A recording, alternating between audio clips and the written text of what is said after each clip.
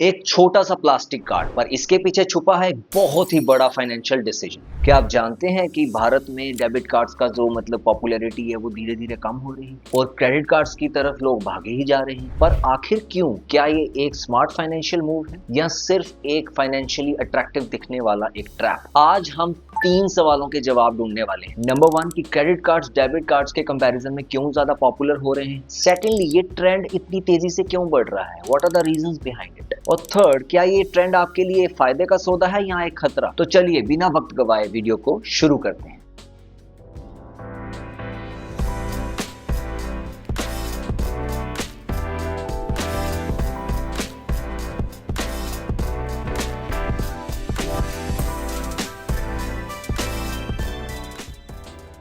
देखिए दोस्तों, debit cards और क्रेडिट कार्ड्स देखने में तो एक जैसे ही हैं। दोनों ही एक रेक्टेंगुलर प्लास्टिक पीस, पर इनका काम करने का अंदाज बिल्कुल अलग अलग है। डेबिट कार्ड मतलब बाय नाउ एंड पे नाउ, मतलब आपने अभी कुछ परचेज किया और उसकी अमाउंट सीधी अकाउंट से अभी की अभी डेबिट हो जाएगी। और डेबिट कार्ड में कोई भी आपको ब्याज नहीं लगता क्योंकि पैसा आपके अकाउंट से ही कट रहा होता है। लेकिन क्रेडिट कार्ड का मंत्र है बाय नाउ पे लेटर, मतलब आप अभी कुछ खरीद सकते हो लेकिन इसको पे बैक करने के लिए आपके पास एक इंटरेस्ट फ्री पीरियड होता है जो कि करीब करीब 50 दिन तक का हो सकता है। लेकिन अगर आपने ड्यू डेट तक पेमेंट नहीं की तो क्रेडिट कार्ड में काफी हैवी ब्याज लगता है जो महीने का 2.5 से 3.5% तक का होता है। चार्जेस की बात करें तो डेबिट कार्ड में आपके पास एनुअल चार्जेस लगते हैं। एटीएम विड्रॉल चार्जेस आपको 3 से 5 ट्रांजैक्शंस पे फ्री होता है, डिपेंड्स अपॉन कि आप मेट्रो में हो या आप रूरल एरिया में हो।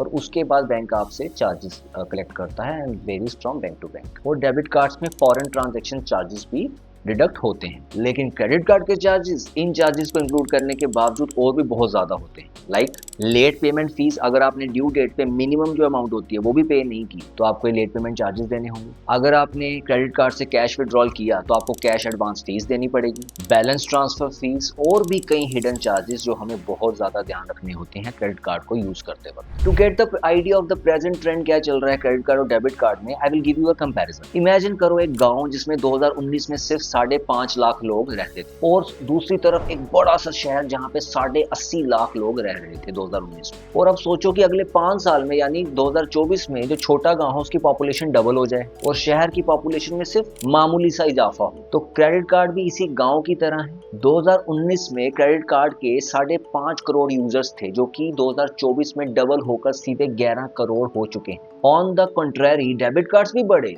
लेकिन काफी मामूली से, लाइक वो शहर की तरह, सिर्फ 80.5 करोड़ से 99 करोड़ तक इन 5 सालों। Look at the chart, it shows कि कितनी नंबर ऑफ ट्रांजैक्शंस हुई और कितनी टोटल वैल्यू ऑफ पेमेंट्स हुई in both debit and credit cards from 2019 to 2024। It clearly shows कि credit cards are steadily increasing as compared to debit card during these years. For example, in the calendar year 2024, credit card से 447 crore transactions हुई और debit card से सिर्फ 174 crore. Transaction value में भी फर्क देखिए, credit card transactions 20 lakh crore की और डेबिट कार्ड की सिर्फ 5 लाख करोड़। मतलब क्लियर है कि credit card is the choice of the Indian people now, as the number of credit card users have doubled in 5 years and the value of payments done by credit cards during the previous year is 4 times than that of the debit cards.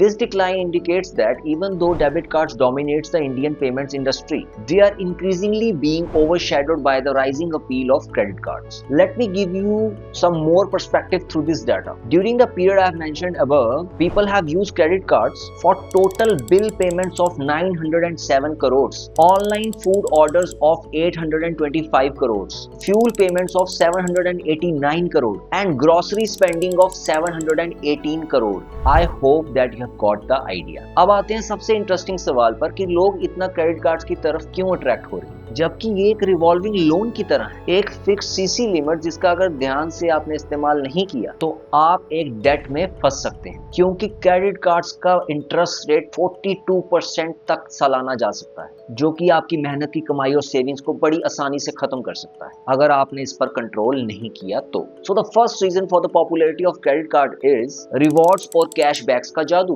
Credit cards के offers debit cards को पीछे छोड़ देते हैं। Perks like cashbacks, travel points, shopping shopping discounts and exclusive offers have led to the scenario जहां पे 66% of credit card users ने अपनी सभी payments को credit cards के साथ automate कर दिया। Second reason is financial flexibility। Month and पे जब जेब खाली हो तब भी इसका इस्तेमाल करके आप अपने बिल पेमेंट्स कर सकते हैं और सैलरी आने पर बिना ब्याज के वापस कर सकते हैं। Third reason is online shopping का बूम। Amazon, Flipkart, Myntra जैसे प्लेटफॉर्म्स क्रेडिट कार्ड यूजर्स को हैवी डिस्काउंट्स देते हैं जिससे लोग अट्रैक्ट होते हैं यूज करने के लिए। Fourth reason is EMI options की सहूलियत। बड़ी परचेजेस लाइक गैजेट्स, अप्लायंसेस को EMI पे हम कन्वर्ट कर सकते हैं जिससे हमारी लाइफ काफी कंफर्टेबल हो जाती है। फिफ्थ रीजन इज एप्स और सब्सक्रिप्शंस का influence. Netflix, Amazon prime, Swiggy, Zomato, Blinkit जैसे प्लेटफॉर्म्स क्रेडिट कार्ड्स की ग्रोथ को ड्राइव कर रहे हैं क्योंकि इनमें रिवॉर्ड्स भी ज्यादा हैं और पे करने की फ्लेक्सिबिलिटी भी है। Sixth reason is fraud protection. Credit cards में साइबर फ्रॉड और अनऑथराइज्ड ट्रांजैक्शंस का प्रोटेक्शन डेबिट कार्ड्स की तुलना में ज्यादा पुख्ता है जिससे आपका पैसा सेफ रहता है। Seventh reason is credit score का बेनिफिट। क्रेडिट कार्ड्स का डिसिप्लिन्ड यूज और टाइमली पेमेंट आपका सिविल स्कोर बढ़ाता है ताकि आपको फ्यूचर के जो लोन्स है वो काफी आसानी से मिल सकें और आपको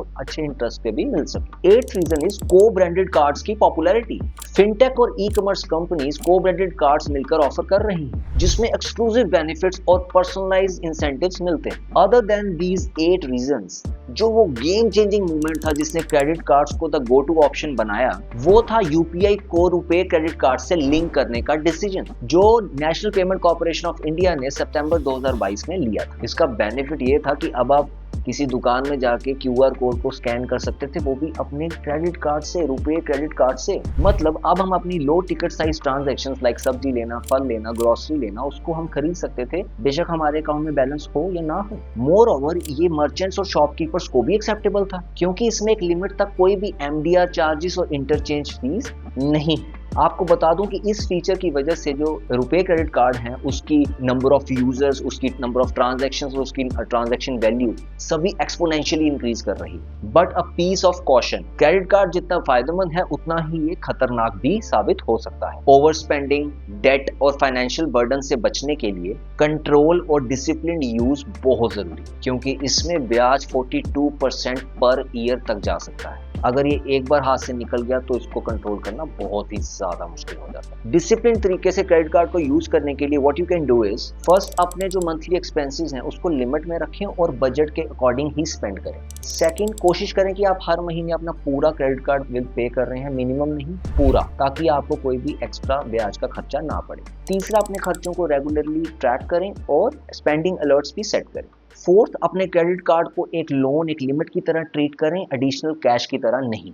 फिफ्थ, जो काफी कॉमन है हम लोगों में, कि जरूरी नहीं कि अगर कोई बहुत बढ़िया कोई ऑफर है, कोई डिस्काउंट है तो उसको हम सिर्फ अवेल करने के चक्कर में अननेसेसरी खर्च कर रहे हैं कि चलो खर्च करना ही था तो इस बार कर देते हैं। तो दोस्तों, आई होप कि अब आप क्लियरली समझ गए होंगे कि इंडियंस क्रेडिट कार्ड की तरफ क्यों शिफ्ट हो रहे हैं, लेकिन ये भी समझना होगा कि इसका सही इस्तेमाल ही आपको फाइनेंशियली आज़ादी दिलवाएगा, वरना ये एक फाइनेंशियल ट्रैप बन सकता है। Finally, if you found this video interesting and helpful, then do like and share it. And what do you use more in your daily expenditure, credit cards or debit cards? Kindly comment below. And if you want that I should keep providing these unfiltered analysis and insights on every financial issue and topic based upon my experience and expertise, then don't forget to subscribe the channel so that you don't miss any video. मिलता हूँ अगले video में एक नए financial issue को unfilter करने के लिए। तब तक नमस्कार।